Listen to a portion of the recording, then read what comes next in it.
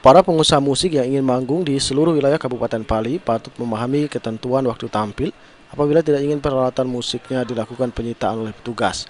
Pasalnya, Bupati Pali Heri Amalindo telah mengeluarkan surat edaran berupa himbauan kepada seluruh camat, kepala desa, lurah, terkait ketentuan jam pertunjukan bagi pengusaha musik apabila ingin tampil di suatu tempat.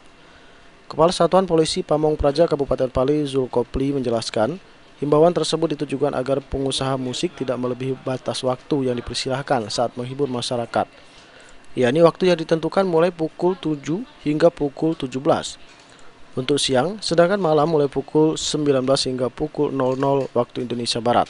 Sehingga jika ditemukan adanya hiburan musik melebihi aturan tersebut, maka pihaknya bersama jajaran terkait seperti kepolisian akan langsung menyita alat musik dan memanggil tuan rumah pemilik hajatan. Pesta di malam hari ini sesuai dengan surat edaran dari pukul 7 pagi sampai dengan pukul 17. Kalau malam hari dari pukul 19 sampai dengan jam 00. Jadi itu surat edaran dari pemerintah. Kita harus menyikapinya dan kita ada tim terpadu. Ya, makanya kita mematuhi aturan atau edaran yang telah diedarkan. Apabila mereka melanggar, maka salah satunya mungkin alat musik kita tarik sesuai dengan surat edaran, itu tim yang menariknya dan aparat setempat.